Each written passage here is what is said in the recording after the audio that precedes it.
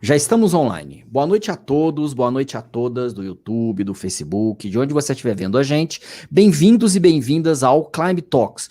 A Climb Talks é o espaço de entrevista da revista Blog de Escalada e a gente procura entrevistar pessoas, tanto do Brasil quanto do exterior, que tenham algo a conhecer.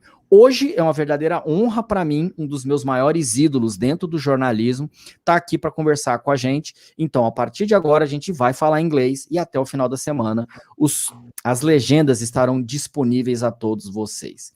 Então, Alan Arnette, welcome to our live. Really thank you to answer my invitation. It's a very honor to meet you. You are one of my biggest idols. I following your texts. I follow your opinions since, I don't know, ages ago. So welcome, and to someone who still don't know you, please present yourself to our audience. Well, it's an honor to be on Climb Talks. I appreciate the invitation and the opportunity. Your website is really well known throughout the world, especially in South America and Brazil. So I live in Colorado, just north of Denver, in a village called Fort Collins, right on the edge of the Rocky Mountains. And my life has been kind of an interesting series of chapters, like in a book. Is that I just like you, I have an engineering degree, but mine was in electrical engineering, and I went to work for Hewlett Packard for about 30 years. But I never practiced one day of engineering like you, and so I ended up more into management and into other areas. But it was a really good career. And however, in early 2005, 6, something dramatic happened in my life, and that was that my mother developed Alzheimer's disease. And Alzheimer's is a degenerative disease of the brain, which is always fatal.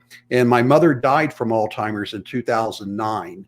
And by that time, I had been starting to do my mountain climbing. I started off my life really being very much focused on business and my career and making money, the typical American, right?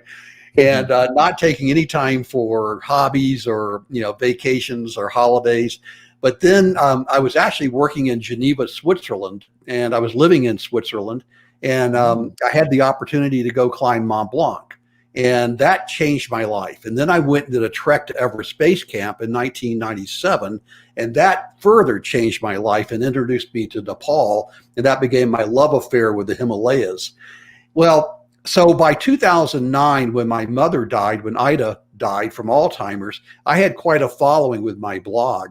And as a result, I made a promise to her and to myself that I was not going to let her death from Alzheimer's just become another number on a long list of people. So I began to dedicate my climbing to her and to raise money for Alzheimer's research. And I was very fortunate in 2011 to be sponsored by Johnson & Johnson to go do the 7 summits, of course, the highest mountain, each one of the 7 continents. And that took me back to Mount Everest for my 4th time, which I summited at age 54, and then summited K2 at age 58. And I'm going to be turning 65 next month, and I'm still out there trying to climb and stay in the game. So you can, if people always ask me, so what title should they use when they write about me? I said, well, I'm a blogger, I'm a writer, I'm a speaker.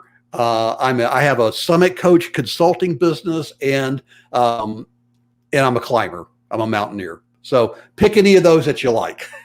Yes. And also happily married to Diane, who's just in the other room right here. Yes. And you cannot feel yourself old, because if Carlos Soria can try for 10 times, you are, I don't know, a kid compared with him. I'm a puppy. Yes. Carlos is just amazing. I was so sad that he didn't get a chance to go up this year. I think it actually was his 12th time on Dhaulagiri. So yes, amazing. Yes, I was yesterday. I was watching some kind of series I loved from United States. It's a How I Met Your Mother show, and there's some episode they don't want to talk the word jinx or something like that, because if you say jinx, you jinx the stuff Get you want to do. Yes. Here we have almost the same, some kind of superstitious stuff. And I was imagine someone on his team told jinx for him. I know the word on the Argentinian, on the Spanish for Argentinian, the word is mufa. And if you say something or someone is mufa, it's like the jinx on English. And I was imagining, oh, someone jinx Carlos Soria because 12 times and don't want to go. And this year it starts to appears the COVID and the stuff. It's really, really bizarre. But maybe the mountain gods are protecting him from himself. Yes. Or preparing some kind of, I don't know, spectacular summit, and I like that. He can do it. I like that. You complete the 7 summits on just 1 year. Am I right? Yes. I did. So technically, I did 7 of the 8 7 summits. So there's actually, I like that look. Yes. There's actually 8 7 summits because, of course, let's see if I can remember them all. There's Denali, Everest, Kilimanjaro, Aconcagua, Vinson, Elbrus, and then you get into Kosciuszko or Karsten's Pyramid. I think I left one out. I know I did. Yes, because you do the list from Messner or something like that. Yeah, exactly. The Messner list or the Bass list. So I did both Kosciuszko and Karsten's Pyramid, but I got weathered off of Denali. So I got 7 of the 8 7 summits. And how was it? Because most of the people take, I don't know, 4 years, 5 years, 7 years, and you do everything in 1 year. How you do it? You just finish a summit and run to another mountain and do the summit. How was it? How was the rush? I never had that intention to try to do them in 1 year, but I was working with a marketing company, and we were in a meeting, and I said, I want to do this over the next 2 or 3 years. And they said, well, what if you did it in 1 year? I said, well, I think I'd get divorced, and, but really it actually worked out very well because I became very, very fit. My fitness just went through the roof. So I would go on a climb, I would come home for 2 or 3 weeks and then go on the next climb. So it was, I was gone for something like 265 days out of 322. And I crossed 120 time zones in that 7 months, just flying back and forth all over the world. But actually, it was good. I actually enjoyed doing it back to back because I never had to buy new gear. All I had to do was wash my clothes and get back on the airplane and go climb again. And I was always in good shape. No, this is awesome. And you cover several seasons on Himalayas, on mountaineering, and you are on time zone. It's not easy for you because from Brazil, it's hard because sometimes someone gets summit on early morning, like 4 o'clock of morning, 3 o'clock of morning from Brazil. For you, it's almost, I don't know, 1 o'clock of morning or midnight or something like that. How hard it's covered from there on Colorado you are right now, from people who are doing mountaineering on Nepal? Yeah, Nepal is so funny. Their time is 11 hours and 45 minutes ahead of Colorado. So it's not an even amount like 12 hours. They wanted to be different than India, so they did it on a 45-minute basis. But anyway, so roughly it's 12 hours. So if they're summiting at 5 o'clock in the morning, that's 5 o'clock in the afternoon for me. If they're leaving to go for the summit at, let's say, 10 o'clock at night, that would be 10 o'clock in the morning for me. But I have just learned that the big problem is that when something happens, like when Uli Steck died tragically, or when there's some type of a big accident or an event that happens in the middle of my night, I have so many friends and contacts in the industry that I will Calling the normally mountain. get a message. And so I will get up and go to work. And luckily I work out of my home. So, with the internet and with computers, I can work just about anywhere in the world. But it is a 24-hour-a-day job that I take very, very seriously. I try my best to be as accurate as possible. One thing that I have a rule is that you will never read about somebody's death for the first time on my blog. I have had that situation where I had family back home that did not know if I was alive or dead on a mountain, and the stress that puts family members through is just unimaginable. So I don't want to be spreading rumors. I only want to report facts that have been confirmed, and especially in the case of an accident or a death, I want to make sure it's been confirmed multiple times before I report it. Yes. Congratulations by your attitude. And some kind of very sensitive right now on the mountaineer atmosphere. It's about how they sell the Everest for all the people. Yeah. That means the tourism on Nepal, it's a kind of industry. It's I don't know, 3/4 or something like that for the PIB on Nepal. It's a very big. On your opinion, it's a way we'll go back that earlier, or there's a way for manage this and make more reasonable for mountaineerings and Nepali people? So you're right. Is controversial. If you ask 100 people, you'll get 150 different opinions, because there's no real right or wrong answer. But one thing let me just kind of keep this in context, that Nepal gets a lot of criticism for how they manage Mount Everest. I'm one of the top critics of how they manage Mount Everest. We both are. And I think that they could do a much better job. Now, that does not, in my opinion, that does not mean they should not commercialize Mount Everest. Switzerland commercialized the Matterhorn, Mont Blanc, Italy, France, the United States, Denali, Argentina, Aconcagua. You look around the world. Patagonia.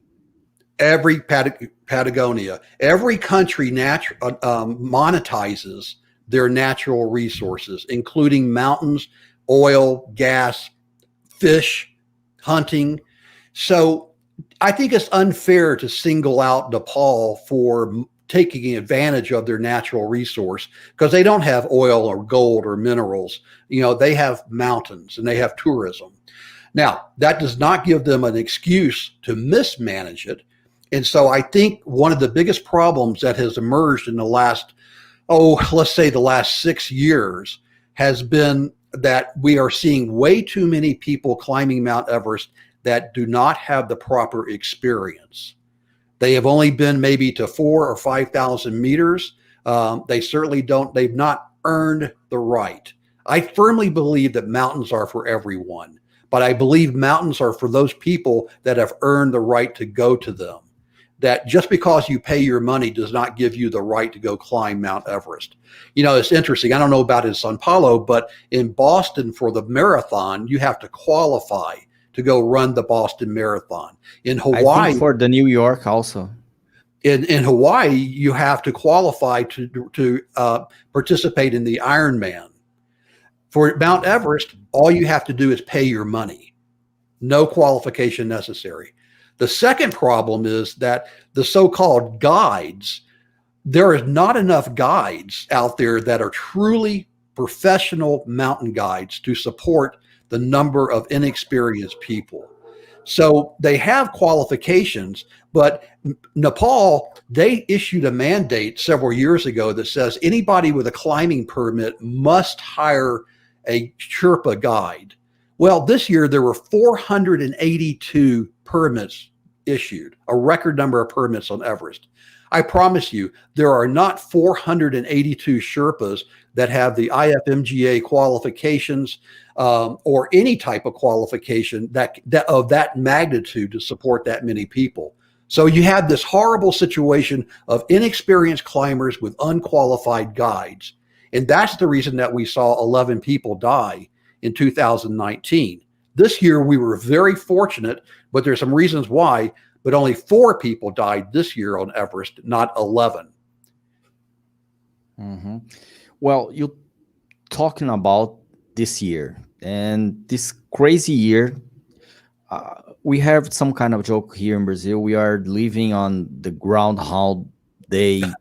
Yeah. Like Every day Bill Murray, yes, every day. United States already, I don't know, kissed the girl and then get out. We are every day. And do you think will change the mentality of the persons who are exploring or are, I don't know, dreaming goes to Everest, or this will be just a bad memory on our minds, and probably the next year, without COVID, without more money on the persons, and without more, I don't know, desperate guides for recover the period without any earns on 2020, and become, and probably on the future we will see a worst and worst seasons on Mount Everest. One thing that's been interesting, if you look at the history of Everest, every year that there's been either a lot of deaths or a big controversy, the next year saw a record number of climbers. So it seems like that the worst Everest gets, the more it becomes attractive to people. And I don't really understand that, other than people, the mainstream press, and you know this as well as anybody, the mainstream press tends to talk only about the trash and the number of people that die. And they really just, and also they say that Everest is very easy, that anybody can climb it.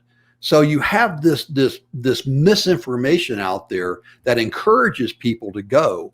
And sadly, there are plenty of guides around the world that will take your money, no qualifications, no questions asked. So this year, if you look at the actual numbers, my estimation is, and we'll have to wait for the Himalayan database to come out with the true numbers, but my early estimations were a little over 500 people summited. So that sounds like a very successful year. But if you dig into that number, only around 200 foreigners summited and around over 300 Sherpas summited. And there were 482 permits issued, but only 200 people summited. So that meant that less than half of the foreigners actually summited this year. And that's not a good year. Normally it's in the 60 to 70% range. So a lot of people are coming home that said this was a really tough year. 150 people left Everest due to COVID. And the Nepal government continues to this day denying it.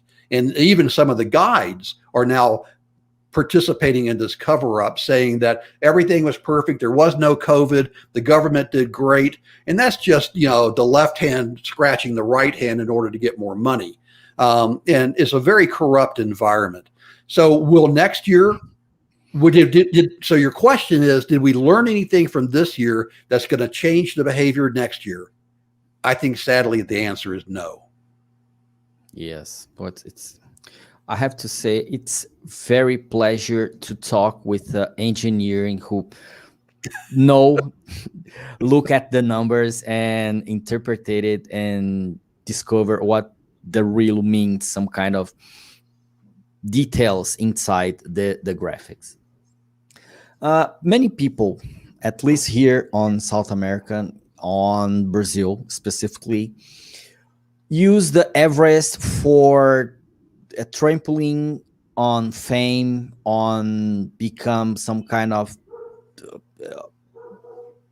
give workshops about, risks, about, empowerment or things like that. Yeah. Not for the mountaineering, not for the personal glory, not for the dream. The dream is use the Everest for other purpose. What do you think about it? It's a normal, we have to get used to it. You think this is some kind of side effect of the Mount Everest is become more easily?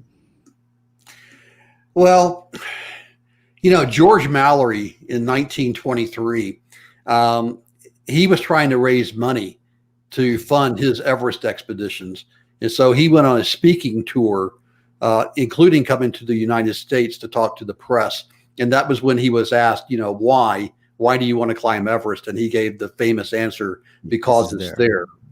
The Whitaker brothers, first Americans on Everest, they came back, and President Kennedy was so impressed that he gave them an exclusive guiding concession on Mount Rainier. And I'm sure there's hundreds or thousands of other examples around the world where people have taken their fame and leveraged it into fortune. So this is not a new phenomenon. I think what I prefer to see is, I don't have a problem with someone writing a book. In fact, I've got a bookshelf here full of books where people have written about their Everest experience. I don't have a problem with them becoming a speaker. What I do have a problem with is when they embellish it. I was at a talk a couple of years ago, and there was a gentleman, he was talking. He said, yes, I climbed Mount Everest, and then I climbed K2, the hardest mountain in the world. He didn't climb K2. He lied to make himself look more important. So I think that if you're humble about your accomplishment, if you're honest, you're transparent about what happened, and you just simply want to share your experiences and what you learned as a result of that experience, that's great. And, if you go to a school and you inspire an 8-year-old to take up adventure or to, sail around the world, I think that's wonderful, to plant the seeds of dreams in people's heads, because that's what keeps us alive, are our dreams and our ability to go out there and have adventures and to come home a better version of ourselves. Because if we improve as a result of our adventures, then we're going to improve at how we interact on a daily basis in life and our opportunity to contribute more. So I think it's easy to criticize people for cashing in on their fame or their alleged fame. Again, I think it's wrong if they misrepresent it, but I don't think it's wrong if they do it with the best of intentions. Yes. I think a little more different. I think it's comparing two kinds of approach with two very famous books. The guy who wants to go there for the fame, for I don't know, some kind of trampoline, it's like Ahab on Mob Dick. Wants to go there and I don't know, get the whale and became famous. And the other one, the mountaineering with the personal conquest or personal pleasure, it's like the old man and the sea. It's a very solitaire, it's a kind of ambitions, because I go there on the top, and after that, what I'm gonna do? It's like the character on the book. It's two kinds of persons I see and or I imagine go there on the Everest. Yeah, without a doubt, there are those two general classifications of people: the person that does it and they become very selfish and arrogant, and then the person that does something and then they use it for good. I mean, look at what Sir Edmund Hillary did. He took his fame and he started the Himalayan Trust, and they began to build schools throughout Nepal. They began to build, they moved trails that were in flood prone areas up higher ground so that people could be safer as they trek through Nepal, mainly the school kids going to school. So, it all depends upon how you use your fame and what's inside of your heart. Yes, that's correct. On United States, it's how the mass media, the big media treat the Everest just for, I don't know, mousetrap for audience, because put Everest and put death on the same high line, you get the audience, or and on the last years, it's treating the mountaineering something like more a sport, a common sport, and you have the sport merit. You don't have the, I don't know, explorer merit on, I don't know, 100 years ago. I often joke with journalists, because I do get called a lot when something happens. I get called by the BBC or Australian Broadcasting Corporation or CNN here in the U.S. I haven't gotten called by any Brazilian outlets yet, though.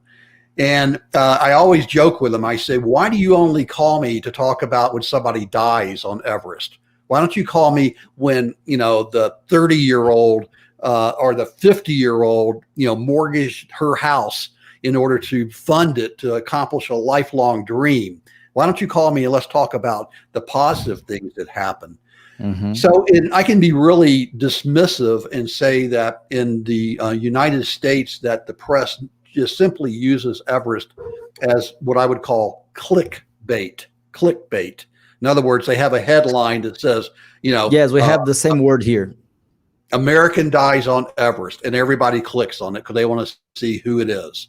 But most journalists in the United States are, when it comes to mountaineering, are pretty lazy. They just either Google it, they take what somebody else has written and cut and paste, or they take like a press release that comes out of the Ministry of Tourism.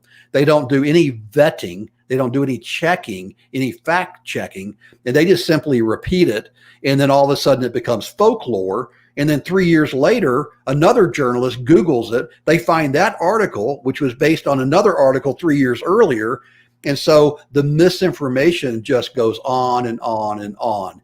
And so most journalists do not take the time to really write, I think, credible, honest, accurate articles.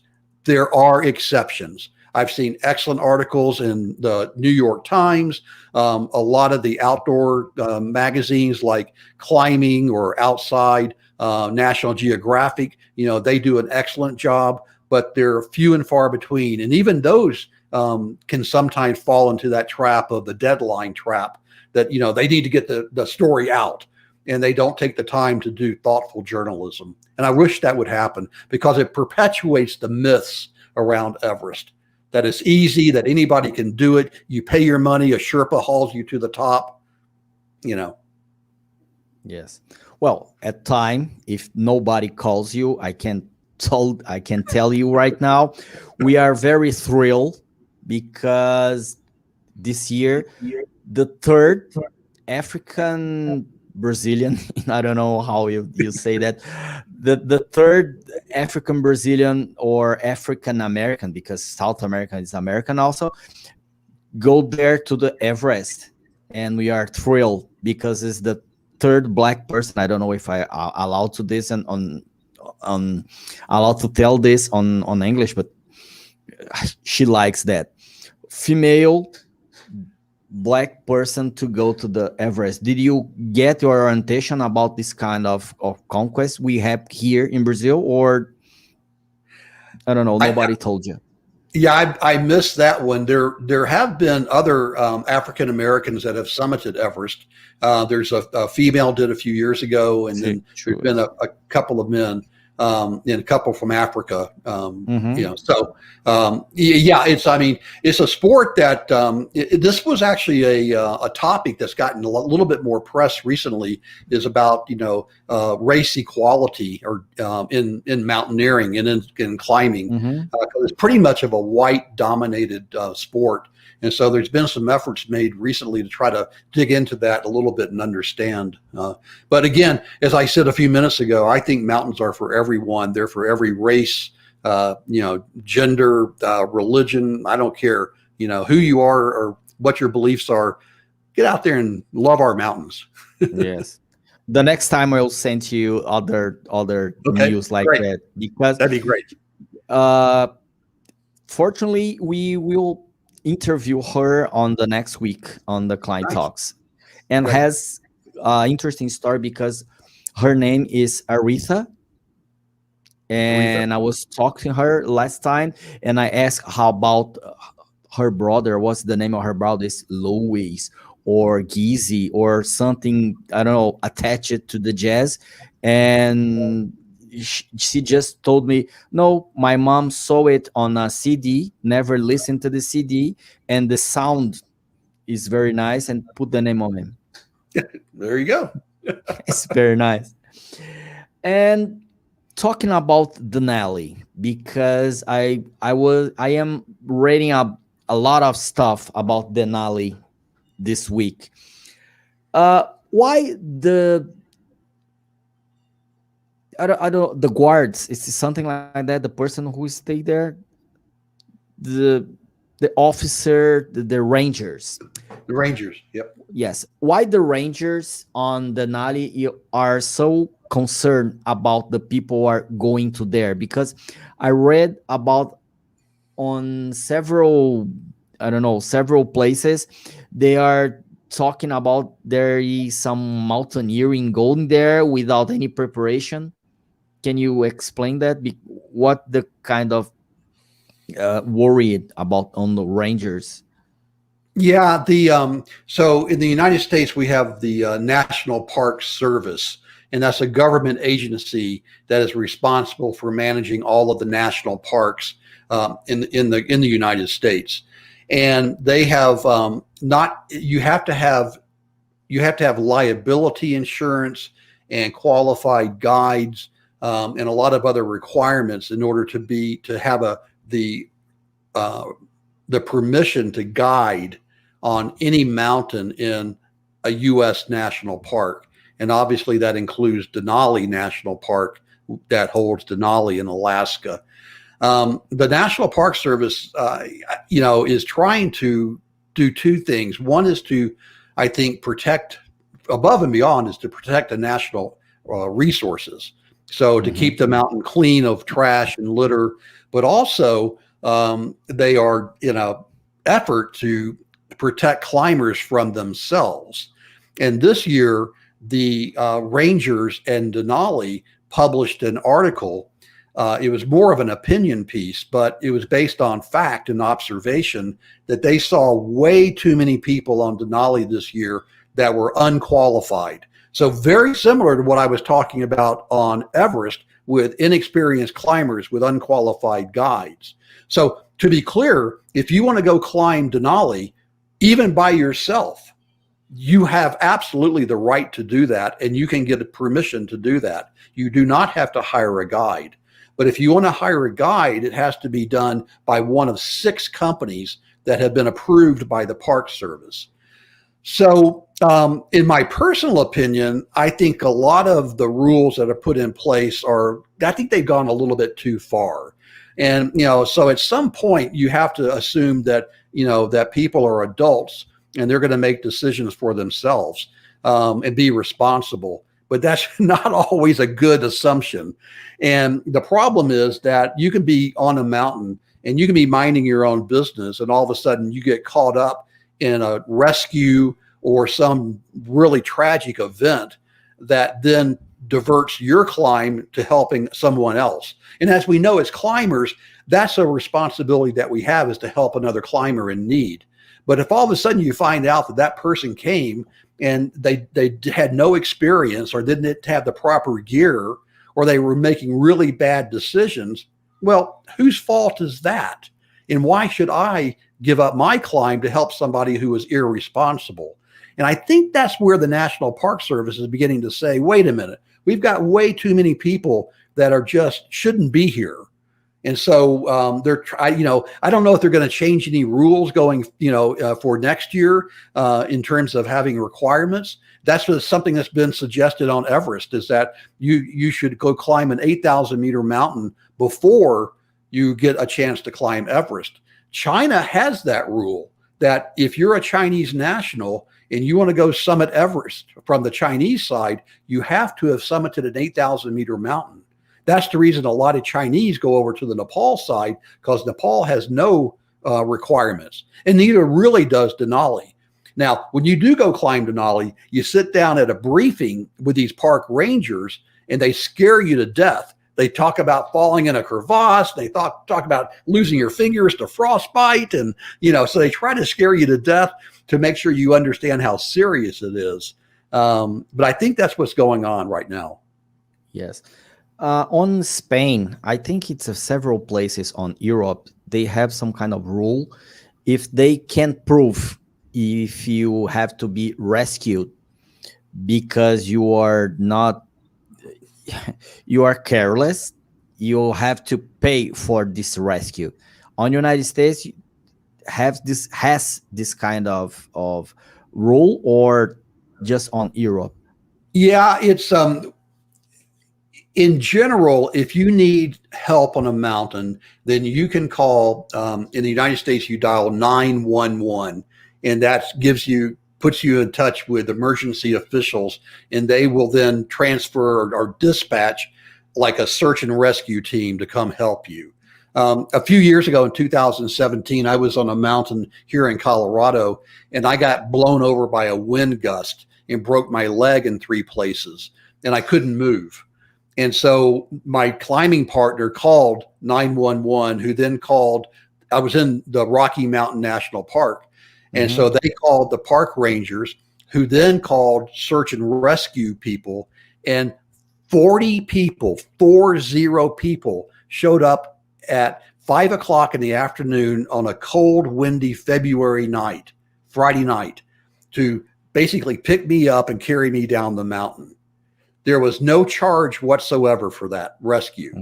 And the attitude is that if you charge people, then they're going to be hesitant to call and ask for help. The downside is that people may be, as you said, careless, or they shouldn't have been there in the first place. And so they get themselves in a situation where they have to be rescued. But if you look at it on balance, most of the search and rescue professionals will tell you, we do not want to charge for our services, because that will cause more trouble for people than it will if we just leave it for free. We'd rather go and try to help somebody who really didn't need help than to have somebody die when we could have gone up and helped them. Yes, excellent answer. I never saw it by this side. And we have the same issue here on Fitzroy. Several climbers go there without being prepared and have to be rescued. And the weather there, it's known as the worst weather of the world. And you can imagine how hard it is to rescue the mountaineers there. And more philosophical question. On the United States, the pocket media bought several magazines and put on the same umbrella, and bought the Outside magazine also. And now it's almost the same magazine with almost the same magazine its own the outdoor media in the United States. That means you don't have anyone to compete. What's your opinion about it? This is good, this is not good, this is because, I don't know, nobody wants to read magazines anymore? The latter is probably the truth, is that the print media, be it newspapers or magazines, is really, the circulation has really gone down in the last 10 years as the internet has become, the major source of news. Yeah, I think the first newspaper in the United States, the Rocky Mountain something, closed about 10 years ago also. Yeah. We've had several newspapers here in Colorado that have shut their doors. Part of the problem in last year was that the advertising just dried up. That because of COVID, everybody was staying home, and you would think that more people would read on the internet or get a magazine to go out in their garden and read it. But advertising really dried up. And so a lot of these companies, a lot of these outdoor magazine companies became very desperate. And I think Pocket Outdoor Media saw an opportunity. So I think this is no more simple or no more hard than just, it was a pure business decision. Just like when airlines merge or when car companies merge. So I think it was just pure business, nothing nefarious, just, an opportunity. Yes. Well, we are close to the final. Did you have any advice for people once you go there on Nepal, on Denali, or start to mountaineering on high altitude? What advice you have to, I don't know, young people? Yeah, I get you can go. Yeah, I get this question a lot. I'll get an email from someone that says, Alan, I'm really impressed with what you've done. I want to do the same thing. I want to go climb Mount Everest. And so I'll reply back and I say, okay, so here's what I did. I got a college degree. I got a really good job. I saved money. I started climbing on low mountains and then got higher and higher and higher. I didn't attempt Everest till I was 45 years old. 7 years after I started climbing. And then they'll reply back and they go, no, Alan, you don't understand. I have no experience, but I want to go climb Everest next year. And, and I say, well, I admire your tenacity and your aggression, but you have to earn the right, as I said a moment ago, you have to earn the right to go to these big mountains. And also, this is not, for me, mountaineering is not about ticking a box and then going to the bar and telling everybody how great you are. Mountaineering is about the experience. It truly is, the journey is the destination. If you summit, that's a gift. So I say to someone, anybody, regardless of your age, mountaineering is a wonderful sport. It absolutely strips away any pretense that you have, any sense of self-importance. It really reveals who you are. And if you take those life lessons, you can use mountaineering as a way to improve who you are and then to improve how you interact with the rest of the world. It's a wonderful sport. It's a dangerous sport at times. It's incredibly fulfilling and rewarding. And one of my biggest wishes is for more young people to get into these sports, and be it, rock climbing, ice climbing, mountaineering.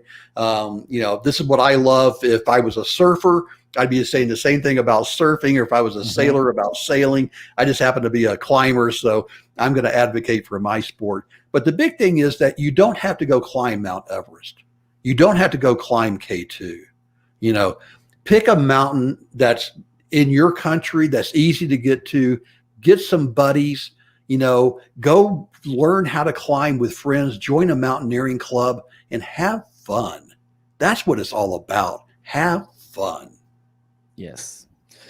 I don't know if you know, there's St. James Way, El Camino de Santiago. It's the same thing. You don't have to start the St. James Way thinking on Santiago. You have to thinking every day and enjoy the process to walking, 40 miles a day. No, 4 miles, 15 miles a day. Yeah. And after that, when you arrive on Santiago, you can enjoy all the process to be on Santiago. That means go to the mountain, enjoy the mountain. If you enjoy it, looking for another mountain and go on. It's a process. It is a process. And I was very lucky to start climbing, like I said, late in life at age 38. And now here it is almost 30 years later, I have the same joy and enthusiasm, getting up to go do a 2,000 meter mountain here in Colorado as if I'm getting on the airplane to go do K2. So cool. And for finish and last question, and how the COVID and the quarantine and the restrictions affect your life? How much was affected by the COVID? It affected our life seriously. both my wife and I, in fact, our whole family, we have no idea how we got infected because we were wearing masks, we were isolating, we had no friends, for a year. But last November, both my wife and I became very seriously ill, and my wife went to the hospital for 2 weeks, and she was in intensive care for 5 days. And thankfully she got all the good medicine, and today she's fine and healthy. I think I still have some reoccurring impact of COVID in my lungs. So it's a serious illness. And I've had, now our whole family has been vaccinated. We had the 2-shot Pfizer shot. Mhm. And I would recommend everybody, do not think this is a disease that will not kill you. It will kill you.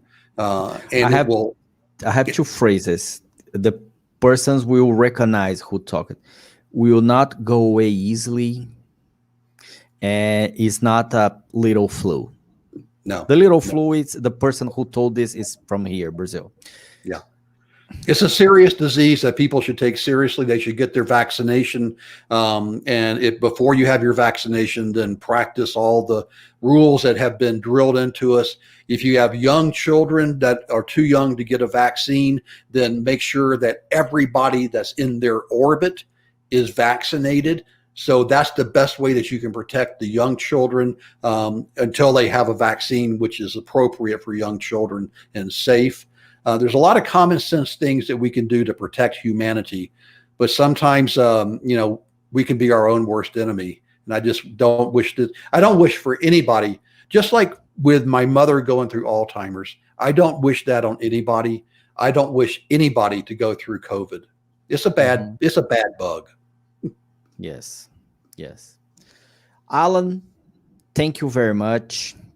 Be safe there. Enjoy a country free COVID, because we are not yet. It was a really, really pleasure talk to you. And I will send you all the links for you know more about Orienta from here in Brazil.